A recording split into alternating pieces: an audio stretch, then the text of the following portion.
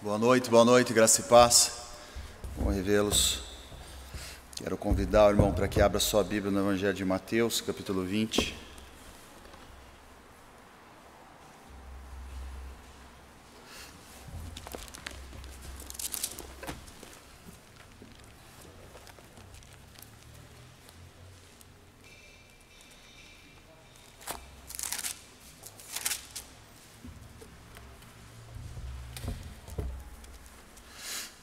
Mateus capítulo 20, do verso 1 ao verso 16. Diz assim o texto: Porque o reino dos céus é semelhante a um dono de casa que saiu de madrugada para assalariar trabalhadores para a sua vinha. E tendo ajustado com os trabalhadores a 1 denário por dia, mandou-os para a vinha. Saindo pela 3ª hora, viu na praça outros que estavam desocupados e disse-lhes: Ide vós também para a vinha, e vos darei o que for justo. Eles foram. Tendo saído outra vez, perto da hora 6ª e da 9ª, procedeu da mesma forma. E saindo por volta da hora 10ª, encontrou outros que estavam desocupados e perguntou-lhes: Por que estivesses aqui desocupados o dia todo? Responderam-lhe: Porque ninguém nos contratou. Então lhes disse ele: Ide também vós para a vinha. Ao cair da tarde, disse o senhor da vinha ao seu administrador: Chama os trabalhadores e paga-lhes o salário, começando pelos últimos, indo até os primeiros. Vindos da hora 10ª, recebeu cada um deles 1 denário. Ao chegarem os primeiros, pensaram que receberiam mais, porém também receberam 1 denário cada um. Mas, tendo-o recebido, murmuravam contra o dono da casa, dizendo: Esses últimos trabalharam apenas 1 hora. Contudo, os igualastes a nós, que suportamos a fadiga e o calor do dia. Mas o proprietário, respondendo, disse a um deles: Amigo, não te faço injustiça. Não combinaste comigo 1 denário? Toma o que é teu e vai-te, pois quero dar a este último tanto quanto a ti. Porventura não me é lícito fazer o que quero do que é meu? Ou são maus aos teus olhos, porque eu sou bom? Assim os últimos serão os primeiros, e os primeiros serão os últimos, porque muitos são chamados, mas poucos escolhidos. Vou ler novamente o verso 14 e 15. Toma o que é teu e vai-te, porque quero dar a esse último tanto quanto a ti. Porventura não me é lícito fazer o que quero com o que é meu? Ou são maus aos teus olhos, porque eu sou bom?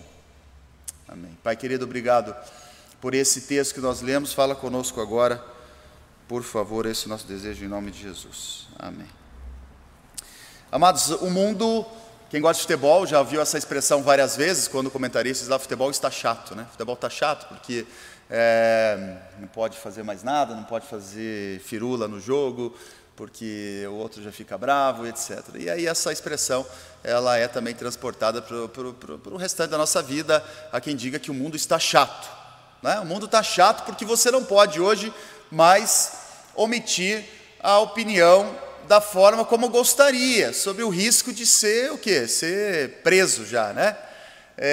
Se o mundo está chato para os outros, imagine para os crentes, né? Que também têm opiniões muito contrárias ao que boa parte da sociedade prega, e aí a gente fica então quase que pisando em ovos, para que aquilo que a gente fala, e eu não estou dizendo que isso seja certo, tá? Mas para aquilo que a gente fala, esteja de certa forma alinhado à expectativa do ouvinte, porque se não tiver, a gente sabe que vai vir dor de cabeça. Então, às vezes é possível, e também não estou dizendo que isso é certo, mas é possível que você omita uma opinião só para evitar uma briga ali, evitar dor de cabeça. Você vê alguém dizendo uma besteira e você pensa completamente contrário daquilo, você fala: quer saber, nem vou dizer nada para não perder um amigo, né? Então o mundo hoje, de certa forma, nos faz ter que tolerar ou nos calar, enfim, ter que administrar essas situações de omitir ou não uma opinião por causa da forma como o ouvinte vai se comportar. Há evidentemente um desejo de que todos nós pensemos da mesma forma, né? Hoje, se a sua opinião ela é autônoma, ela é muito contrária ao que de forma geral se ouve, você é tido como intolerante, você é tido como chato, você é tido como várias outras expressões que você conhece e que são sinônimos de intolerância. Bom, esse princípio da autonomia e da heteronomia, ele é um princípio kantiano. Kantiano foi um filósofo do século XVIII, prussiano, e ele então, quando ele pensa sobre a heteronomia e a autonomia, ele diz o seguinte, que o ser humano, ele foi criado para ser autônomo, para que ele tenha opiniões autônomas, mas ele é instigado durante o tempo, ou ele é conduzido durante o tempo, a um comportamento heteronômico, ou seja, ele tem que pensar como a maioria, para que possa ter um convívio social suportável. Só que, diz ele também, que a autonomia é o princípio para a felicidade, para a liberdade. Porque se eu sou um ser autônomo, eu tenho o direito, e quase que o dever, então, e Deus nos faz assim, de emitir as nossas opiniões de tal maneira que sejamos honestos com a nossa consciência, com aquilo que na nossa construção de vida entendemos como o que é verdadeiro, a partir principalmente da experiência que tivemos com Deus, com Jesus. O ser autônomo não é ser autônomo independente de Cristo, independente da palavra, porque nós sabemos que a filosofia precisa passar pelo filtro da palavra de Deus, e eu e você somos seres espirituais pertencentes a um Deus, a um rei, e aí a nossa opinião passa agora pela palavra. Mas eu tenho que ter o direito para ser livre, o que é um preceito fundamental das Escrituras, a liberdade, porque onde há o Espírito, há a liberdade, Deus nos fez livres. Nós precisamos então ter a autonomia ou a capacidade de, externando a nossa opinião, nos sentirmos à vontade a partir da palavra. Não que isso ocorra com tanta facilidade, mas deveríamos. A sociedade parece uma coisa muito longe, né? A sociedade, não, é o teu amigo, é o teu parente, é o teu WhatsApp, que quer que você pense como eles, porque se você expressar uma opinião contrária, você é intolerante, você é bitolado, você é bolsominion, você é seja lá o que for, e etc. Bom, o fato é que essa chatice, vamos pensar assim, essa heteronomia, ela é elevada à espiritualidade, ao mundo espiritual e a Deus, né? Porque nem Deus mais pode fazer o que quer para os homens, né? Vamos pensar, ele pode fazer ainda, ninguém interrompe ou macula a onipotência divina, mas no imaginário do povo, no dia a dia, ai se Deus fizer tal coisa. O texto que nós lemos expressa um pouco essa percepção humana de tentar, a partir do seu próprio senso de justiça, impor ao seu Senhor, o que é ou não correto. Por quê? Porque aqui nós vemos, e essa parábola ela é essencialmente espiritual, ela quer nos transmitir uma verdade espiritual, ela fala de tantas coisas, ela fala de inveja, ela fala de salvação, ela fala de justiça, e aqui nós vemos trabalhadores olhando para o Senhor e dizendo, você não pode fazer o que você bem entende, você não pode fazer, porque não é justo. E aí, outra expressão chatíssima que nós ouvimos com frequência, isso não é justo. A minha filha já diz isso para mim. Minha filha tem 7 anos e eu tomo uma decisão, ela fala, isso não é justo. É lógico, quando alguém disser isso para você, você devolve com uma pergunta bem já, não é novidade, mas assim, que funciona muito bem, que é o significado do termo, né, da palavra. O que é justiça? Pronto, a pessoa já nem sabe mais responder, e aí faz a sua vontade. Bom, isso não é justo, e era isso que os trabalhadores pensavam quando olharam para o seu Senhor. Bom, aqui a história se remete a um pregador, mas e quando eu penso em Deus, no que Deus faz? Porque Deus faz coisas que, na ideia do povo, não é justa, não são justas. Vamos pensar assim? Deus fez várias coisas já, na minha história, e na história das pessoas que me cercam, que eu não considero justas. Porque o meu senso de justiça passa longe do senso de justiça de Deus. Eu já vi gente se converter que eu fiquei com raiva. Por quê? Porque a minha única esperança era pelo menos dizer, é ruim, mas vai para o inferno. Agora nem vai mais para o inferno. Sabe aquela coisa muito do ser humano mesmo? Muito Jonas, né? O Jonas foi o único profeta que ficou triste pela pregação ter dado certo. Ele pregou, era para o povo se converter, o povo se converte e ele fica triste porque deu certo. Então, o meu senso de justiça, quando eu vejo, vamos pensar no contexto atual, as coisas, a economia, a pandemia, seja o que for, isso não é justo. Bom, o fato é que a justiça pertence ao Senhor, na micro até a macro. Então, esse texto, como eu disse, fala de coisas extremamente importantes, mas uma em especial, que é o foco da palavra dessa noite. A principal doutrina calvinista. Vamos pensar aí, valendo um boletim, não, valendo boletim é de graça, né? Pensa aí, qual é a principal teologia calvinista? Vai dizer a predestinação, não é? Predestinação, a gente gosta de falar da predestinação. E a predestinação, olha que é uma das opiniões que não são bem recebidas, né? Quando você fala assim que as pessoas já estão predestinadas para o céu, você fala assim, imagine que injustiça a pessoa não poder tomar a própria decisão. Aí é interessante que Efésios capítulo 1 vai dizer que Deus escolhe quem Ele vai colocar no céu ou no inferno ao seu bel prazer. Ou seja, do jeito que Ele quer, Ele é Deus. Bom, a principal doutrina, sem dúvida nenhuma, da igreja reformada, né, e portanto da igreja calvinista, é a soberania de Deus. É a doutrina da soberania. Ou seja, Deus faz o que quer, na hora que quer e quando quer. O ser humano, querido, ele coloca Deus em vários lugares, mas ele odeia colocar Deus em um lugar. O ser humano coloca Deus na doença, ele coloca Deus na hora da alegria, na hora da tristeza, mas tem um lugar que eu vou dizer que o ímpio odeia que Deus seja colocado. Sabe onde? No seu trono. O ímpio não suporta a ideia de Deus entronizado. Ou seja, Deus Rei, Todo-Poderoso, aquele que pode fazer o que bem quer. E eu falo ímpio, estou me remetendo evidentemente ao pai deles, que é o diabo, que é o pai da mentira, que é o invejoso, que é o vaidoso e que não suporta pensar que há alguém mais poderoso do que ele.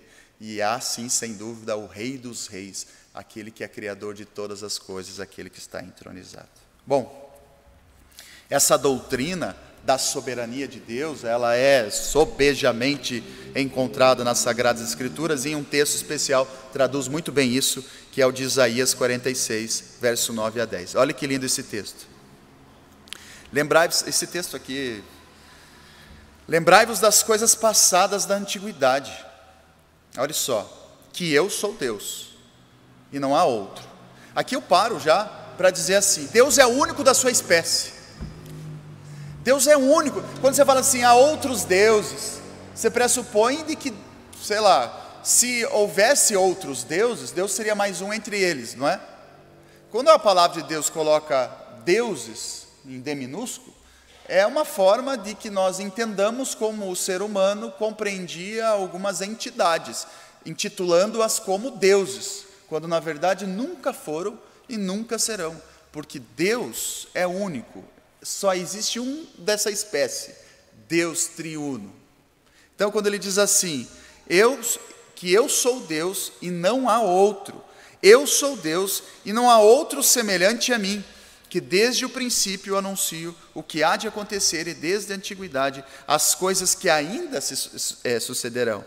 Que digo, o meu conselho permanecerá de pé, farei toda a minha vontade. Isso é soberania. A soberania é uma junção de atributos mais palpáveis para nós, talvez, muito também comentados, que é a onipresença, que é a onipotência, que é a onisciência divina. A soberania é tudo isso. Ele é capaz de fazer tudo o que quer, no tempo que quer, ele conhece todas as coisas, ele está onde ele quer. Ou seja, ele é um rei espiritual, conhecedor de tudo o que acontece no seu reino. E essa doutrina, portanto, ela nos faz entender algumas situações do nosso cotidiano de forma diferente, se nos apropriarmos bem dela. Porque sim, eu posso muito bem conhecer a soberania divina e pouco vivê-la. Eu conheço vários versículos bíblicos que eu falho. Eu conheço várias verdades bíblicas que eu, às vezes, me vejo passando longe delas, infelizmente. Não sei se você é assim, mas a teoria é uma coisa, a prática é bem diferente. Por isso que a vida cristã é uma luta mesmo. A gente está todo dia tentando fazer aquilo que a Bíblia pede, a gente faz 2, 3 vezes, agora já sei, quando percebe já não está fazendo mais. Então é disciplina, a vida cristã ninguém pega fogo pensando em fogo, gente.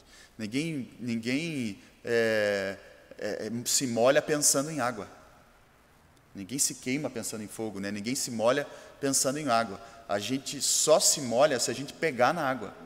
A gente só se queima se a gente encostar no fogo. E viver com Deus é a mesma coisa. Eu não me torno crente pensando nas coisas de Deus. Eu tenho que colar nele. Eu tenho que fazer o que ele faz. Aí eu passo a conhecê-lo mais. Eu passo a ser mais Jesus. Ser pequeno Cristo, ser cristão. Eu tenho que estar onde Deus está. Por isso que eu gosto tanto de um texto do Evangelho de João, no capítulo 1, quando Felipe chega a Jesus e diz assim: diz para mim onde o Senhor assiste. Ou seja, ele estava dizendo assim: eu quero saber onde você mora. Quem quer isso? Quer intimidade, né? Quando você, não sei, aqui em Curitiba também, que fala aqui em Curitiba como se eu fosse de outra cidade já. Mas tem o lance de você perguntar onde a pessoa mora, né? E aonde a pessoa mora diz um pouco do que ela passa, do que ela vive, sim ou não? Não do quem ela é, mas do que ela vive no dia a dia. Quem mora, sei lá, quem mora perto do estádio do Atlético sofre um pouco, talvez, com assalto. Não, brincadeira. Isso é mais perto do estádio do Paraná, né? Mas tem bairros, não sei o quê. Bom, quando o Felipe chega para Jesus e fala assim: eu quero saber onde você assiste, que é onde você mora, onde você está, enfim, ele está querendo intimidade. Sabe o que Jesus responde? Vem e vê. Ou seja, não adianta eu te ficar falando, se você quer intimidade comigo, não adianta ficar falando de onde eu sou, não, vem comigo. Vem comigo. E ele aprende isso, porque logo à frente ele encontra Natanael, e ele fala: encontrei um Messias. Aí Natanael diz assim: não é possível que alguma coisa boa venha de Nazaré. Aí ele diz assim: vem e vê. Ele aprendeu. Então, se você quer conhecer, vai lá e vê. Então, para viver Deus, eu volto aqui ao que eu comentava, a soberania de Deus, eu tenho certeza, já ouviu muito sobre ela. Agora, vivê-la, absorvê-la, a tal ponto de que as nossas ações sejam perpassadas por esse princípio, é difícil. E eu vou comentar algumas aqui. Primeiro, você passa a entender exatamente o significado da expressão "se Deus quiser". Se Deus quiser. A gente comenta muito isso. Eu vou lá na tua casa. Amanhã a gente se encontra, se Deus quiser. Virou um jargão assim. Se Deus quiser. Só que o "se Deus quiser", ou verdade bíblica essa, não é? Se Deus quiser. O livro de Tiago fala um pouco sobre isso, quando Tiago diz assim: do que vocês estão falando aí? Amanhã a gente vai fazer isso, depois de amanhã a gente vai fazer aquilo. Aí o livro de Tiago diz assim: não, se Deus quiser, vocês farão isso ou aquilo. O texto diz assim, ouçam agora, vocês que dizem, assim, olha como é prático, como a palavra de Deus é prática, como isso aqui é eu e você no dia a dia. Ou vocês que ficam dizendo: hoje ou amanhã iremos para essa ou aquela cidade, passaremos um ano ali, faremos negócios e ganharemos dinheiro. Vocês nem sabem o que lhes acontecerá amanhã. Que é a vida? Vocês são como a neblina que aparece um pouco de tempo e depois se dissipa. Ao invés disso, deveríamos dizer: se o Senhor quiser, viveremos e faremos isto ou aquilo. Quando eu fui para São Paulo, há 5 anos atrás, eu dizia assim para Amanda: eu vou ficar 1 ano.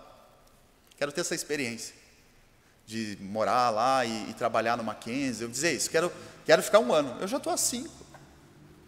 E eu falo assim: o ano que vem eu paro. Mas daqui a pouco eu olho para Amanda e a gente diz assim: não, vai mais 1. E aí eu tenho um auxiliar educacional, depois eu vou mostrar essa pregação para ele, que ele vai ficar feliz lá. Ele fica dizendo assim: fala um dia de mim lá, hoje eu estou falando de vocês, Djalma. É o Djalma. O Djalma fala assim, né? Todo ano eu falava para ele perguntava, você vai embora? Eu falava assim, esse ano eu vou. Ele falou assim, vai nada. Você não é Deus? Deus é que sabe quando você vai. Não é? E eu te brincava com ele, é verdade. Aí eu disse assim, vou ficar mais 5, aí eu vou embora o ano que vem. Vamos pensar? Porque não sou eu que mando. Eu posso fazer os meus planos, é 1 ano, é 10 anos, é 5 anos, mas a resposta certa vem do Senhor. Tem outro lance bem legal dessa história de se Deus quiser, que é quando, da história de Sadraque, Mesaque e Abidnego. Lembram dessa história? Quando eles vão ser lançados da fornalha de fogo ardente, e no diálogo que ele tem, eles dizem, se o Senhor quiser, Ele nos livrará. Então, falando da vida mesmo, olha, eu estou aqui, eu estou disposto a ir. Eu não vou negar o meu Deus, eu não vou negar. E sobre a salvação, sobre esse Deus que eu creio, se Ele quiser, Ele me salva. Se Ele não quiser, tudo bem. Olha a maturidade, gente. Eu não tenho essa maturidade, sinceramente. Eu queria ter. Para chegar diante do perigo dessa forma e falar assim, Deus, faz a tua vontade, mas se o Senhor quiser, tudo bem. Eu não digo isso, eu falo, faz a tua vontade, por favor, mas, quer dizer, me salva, me salva, me salva, me salva, me salva, me salva, me salva. Não me passa pela cabeça orar assim, mas se o Senhor não quiser. Não, só quero que o Senhor me salve. Só tem essa opção. Isso é uma maturidade espiritual que a gente precisa buscar. Eu li uma reportagem agora, ontem, achei incrível, gente. Estava na UOL.com ou na Globo.com, um desses 2 sites aí. E dizia assim, vocês devem ter visto alguém aí que gosta de ficar folheando lá. Agora sei lá como é que faz, dedando lá no celular. Mas a reportagem falava de um grupo que foi orar no monte. E eles foram orar no monte e chegaram 2 assaltantes. E eles estavam lá, o assaltante chegou com uma faca e com um revólver. com revólver de brinquedo. E eles então, olha que maluco, como Deus existe mesmo, né, gente? A pessoa que estava orando fez uma oração para Deus matar o assaltante. O assaltante caiu morto. Aí você diz, brincadeira, isso aí não deve ser verdade. O policial, que nem é crente, que relatou, que contou a história, que chegou lá, imagina na hora do assalto, assim. Vamos pensar assim, a intimidade que uma pessoa tem que ter com Deus, não é? Eu estou aqui orando, não vem me encher a paciência, Deus, leva isso aí de uma vez que eu vou continuar aqui. Mais ou menos isso, né? Lógico que não foi assim, mas olha essa coisa assim, Deus, eu sou teu servo, né? Mas essa maturidade tem, e para continuar uma oração, eu contei uma história para os irmãos já, de quando eu estava com muita dor no ciático, absurdamente, eu ia pregar, faltava segundos para eu entrar para pregar num culto de jovens lá, e era numa escola, e a pessoa que cantou antes de mim viu que eu estava sofrendo. Ela falou, você está bem? Eu falei, estou com muita dor no ciático. E ela falou assim, eu vou orar por você. E ela fez a oração assim, Senhor, o teu servo vai pregar a palavra agora, tira a dor dele. Vai agora, tira toda a dor. Terminou a oração. Essa oração eu faria também, né? Mas o que ele falou depois para mim, eu não sei se eu teria coragem. Porque ele diz assim, e aí Ricardo, passou? E eu falei, passou. Por que eu não teria essa coragem? Porque, e se não passou? E se ele ora, e daí ele falou assim, e aí passou? Eu digo não. Minha oração foi fraca. Mas olha a ousadia dele. Ele orou com tanta fé, ele tinha tanta certeza, que ele falou, Ricardo, passou. E passou. Eu não senti mais a dor. Então esse tipo de intimidade, são pessoas como essas aqui, que entenderam que é a soberania de Deus. Deus, o Senhor é Senhor de todas as coisas. Se o Senhor quiser, faz. Porque se naquele momento, olha, isso é interessante. Se naquele momento esse jovem que orou para mim, né? Eu falo assim, não passou. E ele provavelmente diria o quê? Confia em Deus, Ricardo. Ele não quis. Porque a fé que ele tinha, a maturidade espiritual que ele tinha. Então a gente precisa viver assim, se Deus quiser. E os nossos planos sempre submetidos à vontade dele. Bom, quem vive essa soberania de Deus, e aí eu só vou resgatar, vamos trazer a praticidade da vida, vamos viver assim, sabe? Você tem vontades aí, eu tenho as minhas vontades também. Sei lá, vontade de mudar de emprego, vontade de ganhar mais, vontade de ver a família diferente, vontade... A gente tem as nossas vontades, gente. Só que a gente não cogita a possibilidade dela não acontecer. Porque a gente vive tão ansioso e a gente se atropela, e a gente toma decisões por conta própria, a gente vai tentando ajudar Deus para apressar o negócio. A gente precisa viver mais isso, se o Senhor quiser, porque o Senhor é soberano sobre todas as coisas. Se o Senhor não quiser, eu vou me conformar. Porque a gente só, infelizmente, a gente só cogita uma possibilidade, o sucesso absoluto, aos nossos olhos. A derrota aos olhos dos outros, que às vezes pode ser uma vitória aos olhos de Deus, que pode ser que eu queira mostrar para todo mundo que eu subi, quando Deus, na verdade, não tem a menor intenção disso. Se Deus quiser, e o que é que Deus quer? Aí é para quem tem intimidade. Bom, é entender, viver essa soberania de Deus também, é entender que Deus é a causa de tudo e de todas as coisas. Eu vou explicar e tornar mais prático isso aqui. Romanos 11, 33 a 36 diz assim. Tá, antes de ler, quero trazer o contexto. O apóstolo Paulo, quem já leu Romanos sabe um pouco disso. O apóstolo Paulo, ele fala para o povo de Roma o que ele sabe de teologia. Por isso que a carta ao livro de Romanos é um grande compêndio teológico, é uma carta de doutrina, teologia. Por quê? Porque ele não conhecia os romanos e a carta antecede a sua presença. Ele está dizendo, antes dele chegar, ele envia uma carta dizendo, ó, eu sou esse, isso é tudo que eu sei.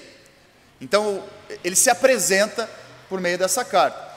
E ele trata de problemas lá que ele já sabia que existia. E é interessante que ele começa a falar assim, da salvação do judeu e da salvação do gentio. Salvação do judeu, salvação do gentio. E chega uma hora no capítulo 11, que é como se fosse assim. Olha, eu já falei que não tem privilégio, judeu não tem privilégio, que agora é o judeu espiritual, é Israel espiritual. Eu já expliquei isso, mas quer saber? Eu vou falar uma coisa para vocês. Aí eles assim, ó, profundidade da riqueza, da sabedoria e do conhecimento de Deus. Quão insondáveis são os teus juízos e inescrutáveis os teus caminhos. Quem conheceu a mente do Senhor, ou quem foi o seu conselheiro? Quem primeiro lhe deu para que o recompense? Pois dele e por meio dele são todas as coisas. A ele seja a glória para sempre. Amém. É como se ele dissesse assim, quer saber? No final das contas, se vocês acham que é para um, eu vou dizer, não é nada para ninguém, é tudo para Deus. Você gentio, você judeu, esqueça que o centro é vocês. Tudo isso aqui é para Deus. Então isso é viver com base, viver apegado à soberania de Deus. Tudo é para Ele. Não, olha, pare de se achar importante demais. O judeu, eu vou dizer uma coisa, as coisas não são para você. Gentio, eu vou dizer uma coisa também, não é para você. Você está se achando nesse processo, abaixa a bola um pouco, porque é tudo para Deus.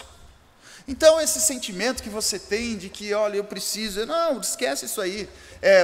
Deus está sendo glorificado, a sua vida, qual é a sua função social? Né? Gosto muito disso. Você já encontrou a sua função social? Porque o dia que você encontrar a sua função social, você vai encontrar muito do seu ministério. Para que é que você serve, cara?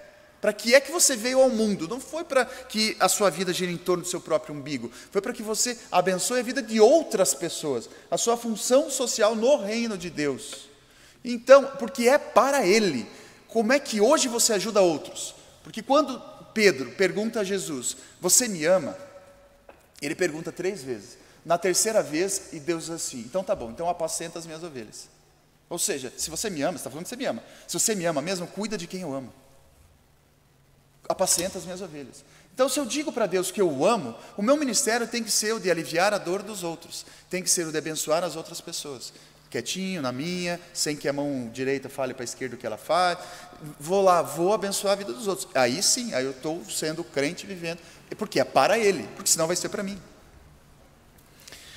Bom, e esse para Ele é interessante porque Deus, Ele faz as regras, Ele tem todo o direito, e além de Ele ter o direito, Ele exerce esse direito, né? Então, quando eu olho para Deus, eu falo, Deus, o Senhor está sendo egoísta, né? Porque já vi isso aí. Deus não seria egoísta de querer tudo para Ele. que ideia a pessoa tem de Deus, né? Pensa que Deus, Ele não é par, não é meu par. Deus é outro ser, que quer ser adorado, e que sim, As coisas são para Ele, e eu como criatura, sempre pense nisso. Deus, criatura, você é criatura. A criatura não pode questionar o Criador. A criatura não pode achar que o Criador está errando. Você foi criado por Ele. Ou seja, Ele tem sobre você toda a autonomia, todo o poder. Você não é um deusinho, uma deusinha, que aí agora você, quer saber, você me criou, mas não. Deus, o Senhor é Deus, pronto. Então Ele tem todo, é tudo para Ele, Ele tem todo o poder. Eu vou encerrar dizendo o seguinte, que é entender que não há o que temer, que é viver plenamente satisfeito.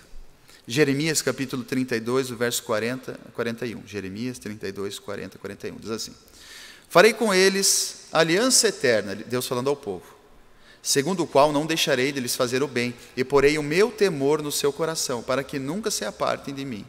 Alegrar-me-ei por causa deles, e lhes farei bem, de todo o meu coração e de toda a minha alma.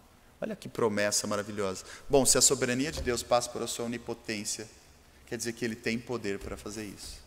Se a soberania de Deus passa por a sua onisciência, Ele sabe como você se sente.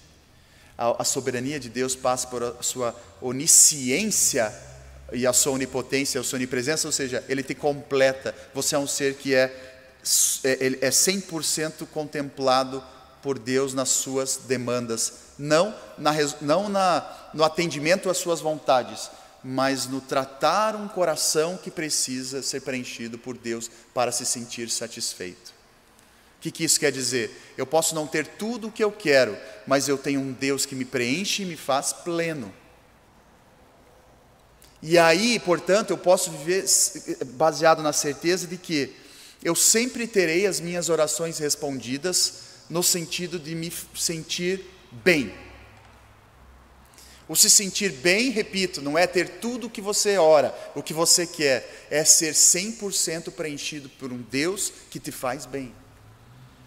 Não veio a resposta que eu queria, mas eu tenho Deus e Ele me preenche, e Ele é a minha segurança. Eu estou com receio de tal coisa, mas eu tenho Deus, Ele é a minha segurança. Deus te faz feliz. Por isso que entender essa soberania de Deus, gente, é como viver sabendo assim, Ele pode tudo, eu tenho Deus que pode as coisas. Vou encerrar mostrando a soberania de Deus na vida de um homem, de um homem incrível, que foi George Miller, que foi um pregador, missionário inglês, ele do século XVIII, e ele foi conhecido pelos orfanatos que ele cuidou e tudo mais. Pena que eu não lembro o nome do casal, mas essa citação ela é muito de responsabilidade de um casal que me entregou um livreto no domingo passado pela manhã. Já deve ter entregado para alguém. Oi? Perdão. Edar. Ele me entregou esse livreto, agradeço de coração, e fala sobre a vida de George Miller. E George Miller, quando ele vai perder a esposa dele é acometida por uma febre muito grande, ele diz o seguinte, ele conta, que orou, quando descobriu que ela estava com uma febre reumática, ele orou o seguinte: sim, meu Pai Celestial, os dias da minha querida esposa estão em tuas mãos. Tu farás o que é melhor para ela e para mim, quer seja a vida, quer seja a morte. Se quiseres, restaura a saúde da minha preciosa esposa. Tu és capaz de fazer isso, embora ela esteja tão doente. Mas o que fizeres comigo, somente me ajudará a continuar a ser perfeitamente satisfeito com a tua santa vontade. Bom, depois dessa oração, ela morreu. Aí ele diz assim: eu aceito, estou satisfeito com a vontade de meu Pai Celestial, busco perfeita submissão à sua vontade santa para glorificá-lo, honro constantemente aquele que me afligiu. Olha que loucura. Honro constantemente aquele que me afligiu. Sem qualquer esforço, minha alma se regozija na felicidade da amada que partiu. Hoje de manhã foi falado sobre isso, quando o presbítero Rogério Campa disse o quê? Que o morrer é lucro. E que é um paradoxo, porque o crente ele tem que se alegrar com a morte. É uma filosofia um pouco oriental demais para nós, Se alegrar com a morte, porque o morrer é lucro, eu sei que vou me encontrar com o Salvador. E aí ele, George Miller, entende isso, que ele se alegrava pela felicidade da amada que partiu. A felicidade dela me dá regozijo. Deus mesmo fez, estou satisfeito com ele. Por que eu leio isso? Porque isso é alguém que entendeu que Deus pode todas as coisas, que Deus é soberano sobre a criação e que, portanto, eu posso viver certo de que tudo que Ele está fazendo não fugiu do seu controle. E aí, quando eu conheço outro texto que nos diz que a vontade de Deus é boa, perfeita e agradável, eu descanso. Porque senão, eu vou sempre imaginar que eu poderia fazer melhor. Eu vou sempre imaginar e questionar, dizendo: Senhor, não faz sentido. Eu trabalhei tanto. O Senhor vai dar a mim o mesmo que para a pessoa que senta do meu lado, que chegou agora e já quer sentar na janela? Não é para mim, não é para ela, é para Deus. Se alguém recebe algo que eu gostaria, me regozijo com ele, mas sei que aquilo que eu tenho é exatamente o que Deus quer para mim. Então, é bom, é perfeito e é agradável. E se eu quiser mais, lembre, é a primeira página de um livro infinito, que é a terra. Nós vamos para a glória. Tudo isso aqui é passageiro e é meio para um fim, fazer o nome de Jesus conhecido, glorificá-lo para sempre. Se você entender que essa vida é o fim, você vai se frustrar todo dia por coisas que você gostaria de ter e não tem. É um meio pelo qual um dia nós chegaremos ao céu. Amém? Obrigado, Pai, por essa palavra. Nos perdoa por sermos como esses servos, muitas vezes, que olham para o Senhor e não entendem que o Senhor tem todo o direito de fazer o que bem quiser com aquilo que é seu.